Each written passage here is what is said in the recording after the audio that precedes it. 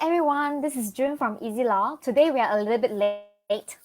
We only do it at night time just to test to see whether you guys are free at night or not. Okay, so today what we are going to dive in, right? I think that you guys are seeing my screen.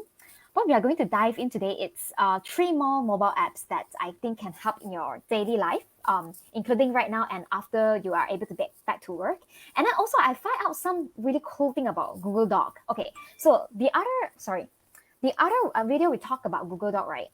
We were exploring about the basic functions, which is a content, how you're able to produce a content page automatically via the Google Doc. But then today, I just found a really cool function is that Google Doc enables you to use voice typing. And then not only, I tested 3 languages. I tested Mandarin, I tested BM and English. All is doable. English, sometimes depending on the slang. So if let's say you don't pronounce it correctly, maybe they couldn't catch it. So I'm going to dive in how I use the Google Voice. So very simple. If let's say you want to use the Google Voice only available in Google Doc, so you have to open up a Google Doc, and it's web-based, cloud-based, so it's very handy to use. Okay, all you need to do is just to go to this tool, and then you just click. Oh, it's missing because hold on. Yeah, I'm so sorry, it's missing. Because right now I'm doing the live streaming, they don't allow me to do Google Doc and Google Voice typing and live streaming at the same time. So what I will do is that I will probably do it in a recorded version. Next time I'm just going to upload it. But then if let's say you can try, right, you can just go to tool. Here you will see that it's a voice typing available, right? So you can pick the languages you want to do, and then all you need to do is just to record a voice, and then Google will type everything for you. And then another thing that I think is very awesome is that Google Doc actually can do translate for you. Like you can choose the languages that you want. Like, yeah, you can choose from here. So these are all the missing functions that a lot of us might be missing out when using Google Docs. So these are the things that I find out. And then secondly, okay, on your daily life, right, if let's say you're still using name card, might be a little bit wasting of paper, right? So what you can do is that I use this called Camscanner. So this Camscanner is very handy because they directly help me to scan the name card of whoever I'm meeting.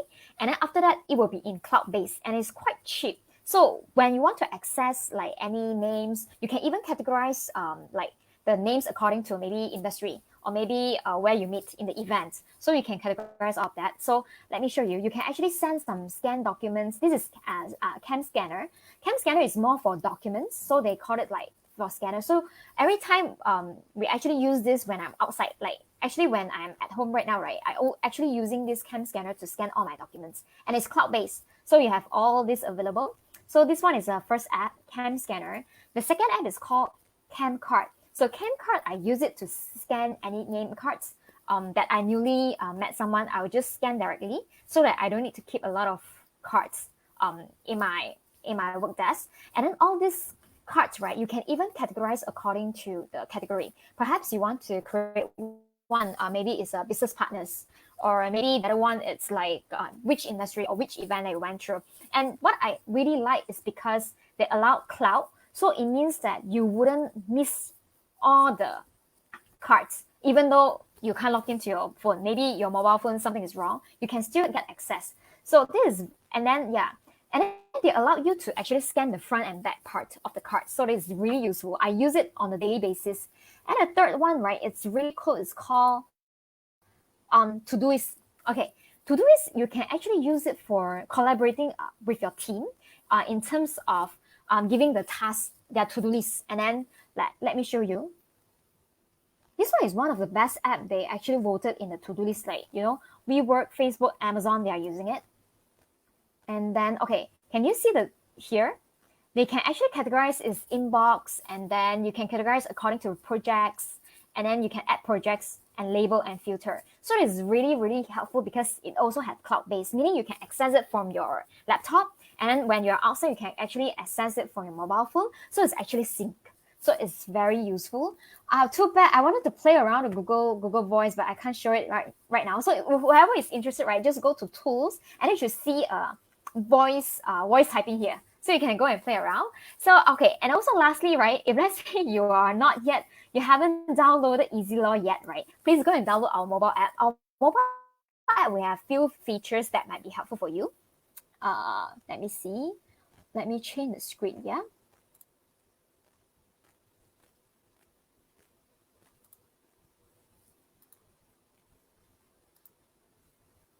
Okay.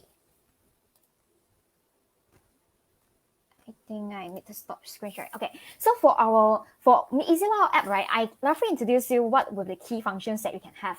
So the first key function is that we have the top 10 statutes that can really help you. So you don't have to bring the books or etc. to your court, because in our app there, you can actually easily search the function. You can search the phrases and the section that you want to see. But then we only have the top 10 mostly widely used statutes that can help you. And the second part, if let's say you're conveyancing lawyers, right? And then we have the best calculator. We aggregate everything in one single app. That's not the best part. The best part is that you are able to share the calculation result very easily with client, so that they can see like legal fees, stamp duty, the real property gain tax, and then even actually a lot of property agents and conveyancing lawyers and clerks are using us. So if let's say you're students, maybe one of the things that you can dive in is actually just to play around our app. And the third one is actually the commissioner for oaths. So our commissioner for oaths is based on location based. So meaning they can actually detect, if let's say right now you're in PJ, right, they would already detect who are the nearest commissioner for oaths that is nearby you. So we included all like the phone numbers, addresses. So it's very, very useful. And then lastly, we actually have this land search service. It's online land search service, but then right now it's MCO lah, so nobody can do the land search. So, but then what you can still do is that you can submit the land search online, all right? And then we will process it when we are able to work. So that's the thing that, but at least what we can promise that is contactless, because when you submit the land search, instead of passing to a dispatch boy, it is contactless, it's online submission. And then whenever you get the result, right, it's also contactless, because we are going to send to your email, and then you can download the PDF.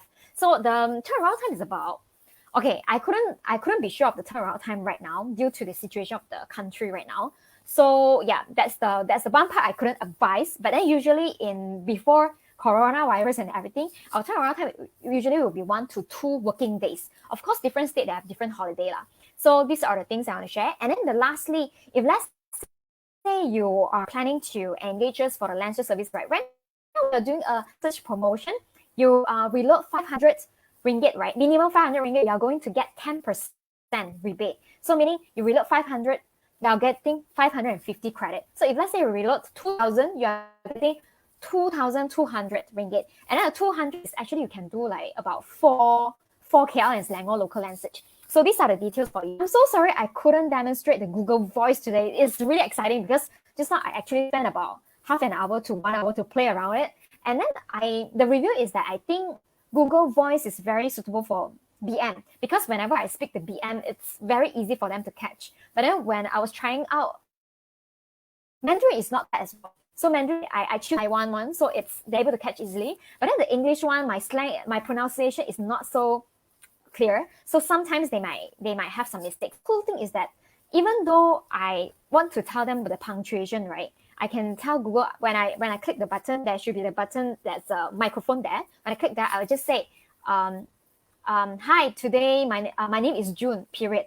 Then they will actually put in the period there. Or if let's say I say, hi, my name is June, comma, they will go to have comma. You can either do bold, color, or even next paragraph in the Google Voice. So just go and play around, because I think it's really cool. When I want to speak fast, maybe that can be a good alternative for me to recap what I'm thinking, because sometimes I think faster than I type. So this will be very useful for me when I do that. Next time I'll just record one version and I upload in this group so that you guys can see how powerful is it. But it will be a pre-recorded video rather than a Facebook Live. So I think that's it for today. Oh yeah, I have actually one thinking of today. We were discussing in the team, and then suddenly we have one idea. Because of a lot of my lawyer friends, right, they do not know how to use Canva. Okay, Canva is a graphic design tools that you can use to design basically a lot of things like brochure, invitation card, even name card, even logo, book cover, anything. Even your corporate folder, you can use Canva to design. It's super easy to use, and then the design are super, super cool. So all the graphics of EasyLaw, nearly we use all the designs in Canva to produce it. So if let's say you guys still have like too much time to do at home, nothing much to do yet, I actually have a suggestion that you can start rebranding to see the corporate corporate folder that your company has, right? Your firm has, right? Is it you want to do some rebranding? Like maybe you design a brand new name card. It's super easy to use. In Canva, you can do that. Or you want to design a new logo, perhaps. Or you want to design a brochure so that once the MCO is over, at least you can send all this super nice brochure to your client. And it's a PDF as well. So it's super nice. But if let's say you guys do not want to have the hassles and you want someone else to produce it for you, right? Meaning you want us to help you do that. Yeah, we are happy to. So we haven't really thought about what kind of services we can provide. But if let's say you want to try out, maybe you can try out, you give us the details that you want to do, and then we see whether we can cater to that or not, because it's super, super nice. I use it like daily basis, and then all the YouTube cover, we do it using the Canva as well. Yeah, I think you can do some branding. And then second part that I would strongly advise all lawyers and managers that produce a cash flow report. Okay. But then it will be very like, because I studied accounting last time, right? Actually on the yearly, monthly or quarterly basis, we need to review back our cash flow.